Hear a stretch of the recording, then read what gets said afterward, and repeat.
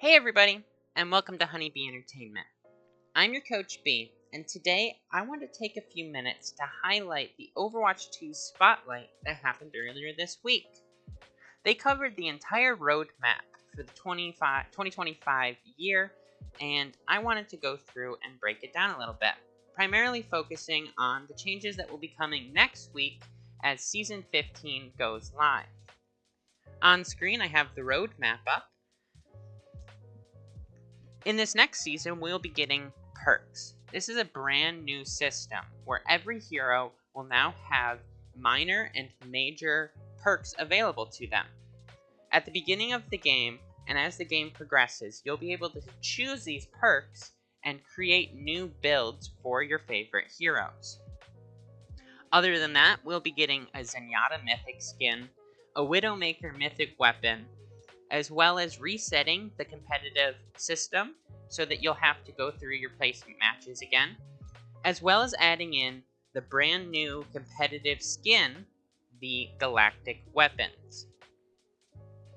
Other than that, the last big thing is that they're now going to be adding 6v6 competitive and quick play into Overwatch. So your prayers and your requests have finally been answered. 6v6 will be officially re-entering the game, and it would appear that it's going to be staying. After that, in Season 16, they will be adding a brand new game mode called Stadium. Stadium builds on the concept of the perks and takes it to the next level. This is going to be a long-form game where you're going to go through multiple rounds, and just like with the perks, as the game progresses, you're able to buy new, what they're calling, mods. Each of these mods will affect every aspect of your hero, from how much ammo they can hold in their primary weapon to fun ability synergies. Other than that, we'll be getting a Juno Mythic skin. Sorry, Venture players. Kinda got the short end of the stick again. We'll be getting a Mercy Mythic weapon, and what so many have been asking for a long time, hero bans will be coming to the game. We don't know exactly how it's going to work yet, but I assume, like most every other game that has implemented hero bans, at the beginning of your matches, you and your team will have the ability to vote on heroes that you would like to be removed from the hero pool for that game. It's still unclear if this is going to be coming to quick play, though I doubt it. The last and the big thing would be in Season 16, we're also going to be getting a brand new hero named Freya. Freya is a Danish bounty hunter that used to work for Overwatch and then became a bounty hunter afterwards, using her skills in tracking and hunting. She will be a projectile-based hero that has a crossbow that she can use to fire two different types of ammo. A long-range, powerful hitting shot, or a quicker fire, lower damage shot. Kind of think like an Ashe. In Season 17, we'll get a Diva Mythic skin, a Reaper Mythic weapon, and the biggest thing will be map voting. Another thing that has been highly requested by the community and has been implemented across competitive shooters for many, many years. You'll be able to, at the beginning of the game, veto a map that you do not want to play. I expect we'll be seeing a whole lot less of Circuit Royale and Havana, and I think that it'll give the developers a chance to see the maps that we really, really don't like and think more about how they can change those over time. And lastly, in Season 18, they didn't give us too much as they don't want us to get too excited, or I should say anticipating something, but we know that in Season 18 we'll be getting a new hero, Aqua.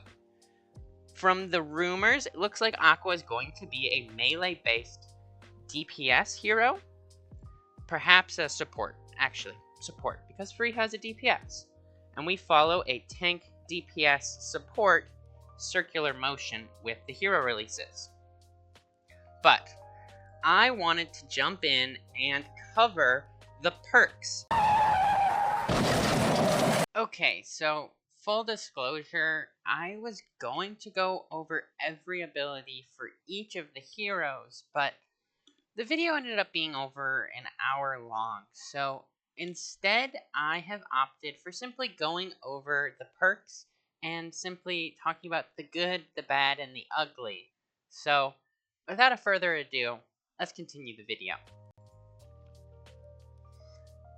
So over here, we have all of the perks that will be coming on day 1 for each hero. Overall, each hero has unique abilities that will be coming to them that either add new things or build on existing abilities. Overall, the entirety of the tank roster feels very good in my opinion. Both the minor and the major perks each have a unique way that they will change the hero's play. Even heroes like Mauga and Orisa that tend to be problem spots, I think that the abilities that they gave them are totally fair and don't necessarily break the character or add a ton of unbalancedness to the game. Of course, you're always going to have heroes like Roadhog that exist that are hard to balance the game around, but I think that the abilities they gave him in no way take him to a point of being completely broken.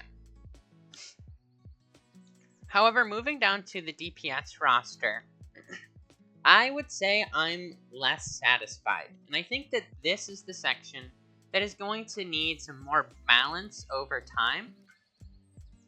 There certainly are abilities that change the way the hero plays, but there are also abilities that seem, I don't know what the right word is, just like a straight buff. And we don't want just a straight buff to these heroes. We want to change the way they're played, give them a new gameplay loop.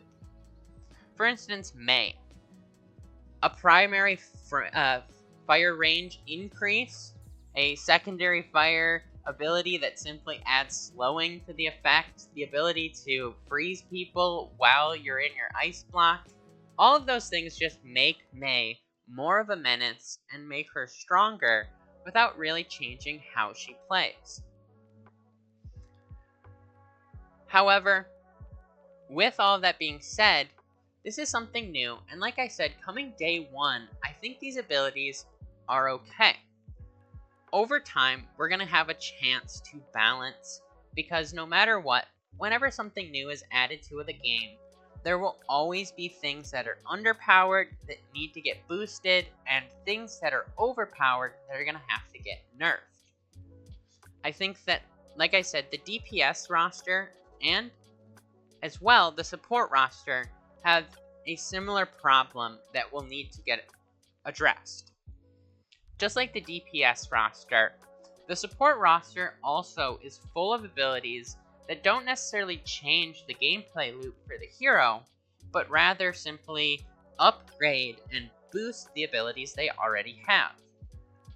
Ana being able to headshot now is a good example of that. Juno also is receiving the same buff, the ability to crit enemies. You have abilities like Field Medicine, which simply give healing to Baptiste's Immortality Field. Each of these abilities, like I said, doesn't change the gameplay loop, only makes the hero stronger, which is what I personally would like to try to avoid with the perks. I think that these should be new and fun ways to play the hero without simply buffing the hero. My ultimate wish would be that a hero with absolutely no upgrades, no perks active, still would be able to go head to head with a hero that does have their perks active. They obviously will have to take a different approach, as a hero with new perks active is going to have new strengths and weaknesses. But making sure that there's counterplay at every level, whether your hero has perks or not, being able to play up against somebody that does have perks would be my personal main concern. So, in conclusion, I'm very happy with this new addition to the game. I think it's going to add a whole new level of depth to understanding your heroes and also understanding the perks and the game as a whole. Even long-term players are going to have new things to learn and new things to be aware of. What do you do when you know now that you're going to have a hazard that can jump an extra 20% further? What do you do when you know that a Reinhardt will be able to hit you with his shield and knock you back? These are going to change how the hero plays and how you have to approach fighting against them. So, with a whole new amount of depth being added into the game, both the good and the bad that is coming, I'm very happy. My only concern is that they make sure that these abilities, these new perks, change the character loop, the gameplay loop, and they don't just buff the hero. But that's all for today, guys. Thank you for watching. I really appreciate it. I hope that you are also looking forward to Season 15 of Overwatch, getting to see these new perks getting added into the game and the new life that's going to come from it. But stay tuned for all the new changes that are going to be coming to Overwatch in the next few seasons. The life of this game has been extended. The Marvel Rivals is killing Overwatch craze, I think, is going to die down, as Team 4 really did wait and bide their time for the Marvel Rivals 10 minutes of fame to come. As it's coming down, then they show us, hey, we have a dream and a roadmap for the future, and we are excited to share it with you guys. So tell me in the comments what you're most excited for in this season and in the upcoming seasons. I will catch you all in the next one. I've been your Coach B. This is Honeybee Entertainment. I'll talk to you later. Ciao.